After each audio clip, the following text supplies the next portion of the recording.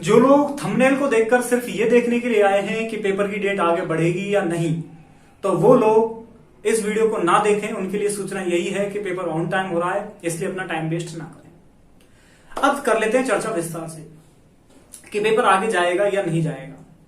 Paper आगे जाने की दो संभावना बनती है। एक तो ये कि आरपीएससी ने बीच में बार बार कैलेंडर है उसको अपडेट किया था, कभी अक्टूबर 2 से 4, कभी 2 अक्टूबर से एग्जाम डेट, इस तरह करके। दूसरा कारण जो संभावना है वो है आपकी फॉर्म रीओपन होने से रिलेटेड। दोनों संभावनाओं पर बात करूंगा, टू द पॉइंट बात करूंगा। पहली संभावना कैलेंडर चेंज होने की है, उसका वास्तविकता से कोई लेना देना नहीं है, डिपेंड करता है आरपीएससी पर, उसके दिमाग में क्या चल रहा है, उसके बारे में अपन कोई कयास नहीं लगा सकते।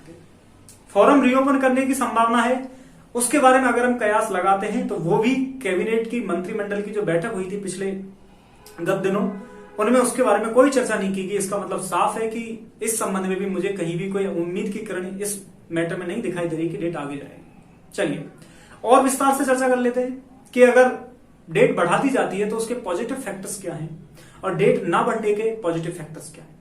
डेट बढ़ने का फैक्टर्स जो काम कर रहा है वो ये कर रहा है कि अगर डेट बढ़ती है तो फिर एग्जाम को कराएंगे तो, क्योंकि अक्टूबर में फिर दिवाली की छुट्टी है, पॉसिबल नहीं है। नवंबर के अगर फर्स्ट वीक में कराते हैं, संभावना व्यक्त की जाती है, तो फिर इसके बाद संस्कृत डिपार्टमेंट का एग्जाम है तो उसको भी थोड़ा सा डिले करना पड़ेगा।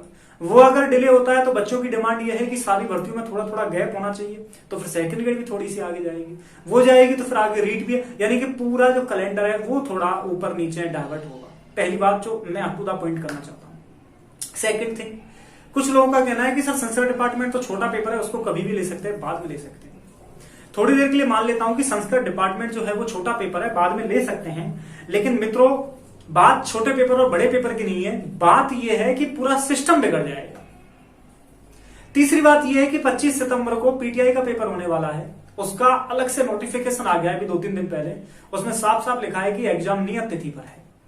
अगर पीटीआई का एग्जाम नहीं आगे जाता है तो डेफिनेटली श्योर समझना कि आरपीएससी फर्स्ट ग्रेड का एग्जाम कहीं भी आगे नहीं जाएगा। जहां तक मैं एक्सपेक्ट करता हूं और मेरा जो गत वर्षों का एक तरीके से देखने का नजरिया रहा है, पिछले आरएस के एग्जाम के दौरान भी बच्चों ने ये फील किया है कि एग्जाम डेट आगे नहीं जा रही थी, नहीं गई थी। गहलोत साहब ने साफ साफ कहा था कि किसी भी कीमत पर डेट को आगे नहीं किया जाएगा।